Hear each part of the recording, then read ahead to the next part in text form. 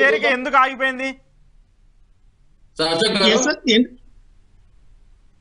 Ashok garu repeat చేయరా question? Mudragada గారి చేరిక ఎందుకు ఆగిపోయింది?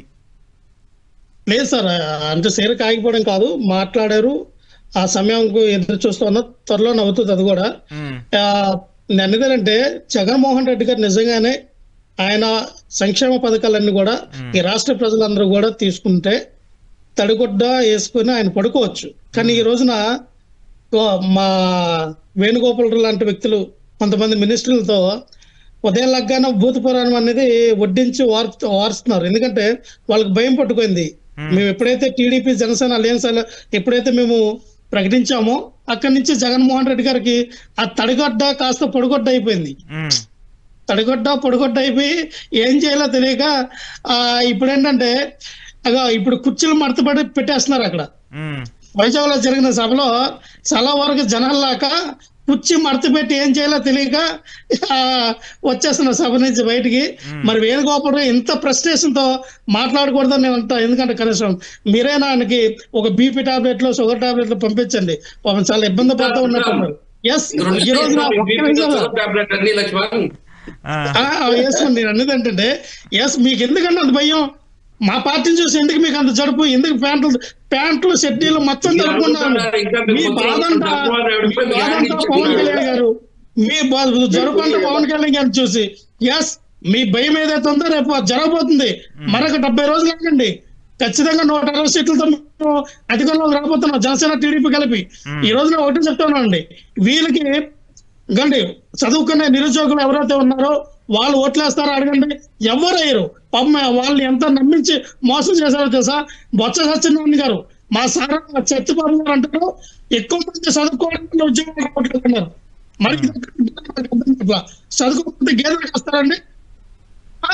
వీళ్ళ దగ్గర ఉద్యోగ కల్పన కల్పించాలి, పెట్టుబడులు తీసుకురావాలి, పరిశ్రమలు తీసుకురావాలి అని ఒక్కొక్క వ్యక్తి పారిశ్రామికవేత్తగా తయారు చేయాలన్న ఆలోచన విధానం వీళ్ళ దగ్గర ఉండాలి. కానీ ఎక్కువ మంది చదువుకోవడం ఉద్యోగాలు రావట్లేదు అంటారు, వాళ్ళ ఉద్యోగాలు అయ్యారు. రైతులండి, వీళ్ళు రైతులు ఆదుకోలేకపోతే, కౌలు రైతులు ఆదుకోలేకపోతే పవన్ కళ్యాణ్ గారు తన సొంత నిధులు 30 కోట్ల రూపాయలు పెట్టి 3000 కౌలు రైతులకి మరి లక్షల రూపాయలు ఇచ్చిన విధానం మనం చూసాం.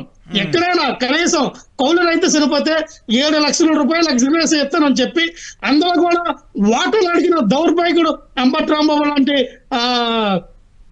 వ్యక్తులు ఉన్నారు. మనం చూసాం కదా కల్లారా. అంటే ఇక్కడ కూడా కొక్కుర్తి ఏంటంటే ఎంత కమిషన్లా రైతుల ఓట్ల ఏరియాలకి. ఇంకా మనం చూసుకుంటే ఈ రాష్ట్రంలో ఉన్నటువంటి చేనేత కార్మికులు కానీ, అలాగే భవన నిర్మాణ కార్మికులు కానీ, అలాగే మత్స్యకార కార్మికులు ఎవరు కూడా జగన్మోహన్ రెడ్డి గారికి ఓట్లు వేయరు. మత్స్యకారులకి ఎంతో వాగ్దానం చేశారు తెలుసు, జట్టీలు కట్టిస్తానన్నాడు, వాళ్ళకి సబ్సిడీ ద్వారా వాళ్ళకి కావాల్సిన సామగ్రి ఇస్తానన్నాడు.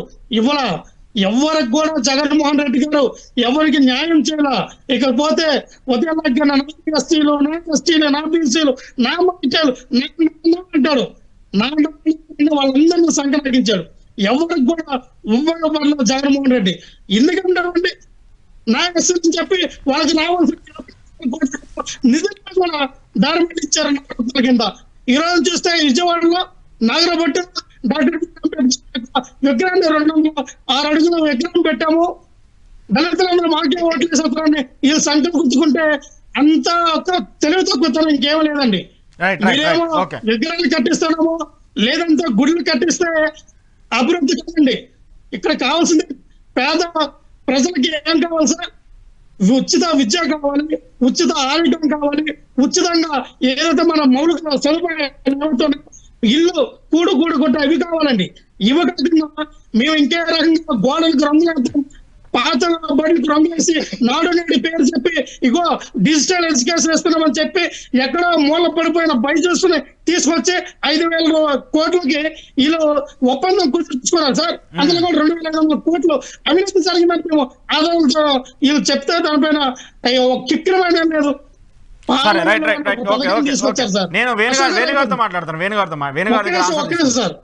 అయిపోయింది. పాల వెళ్ళు అని ఒక పథకం తీసుకొచ్చారు సార్.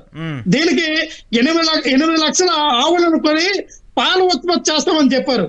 తీరా చూస్తే వీళ్ళు ఇచ్చిన లిస్ట్ లో 8,000 ఆవులనే కొన్నారు.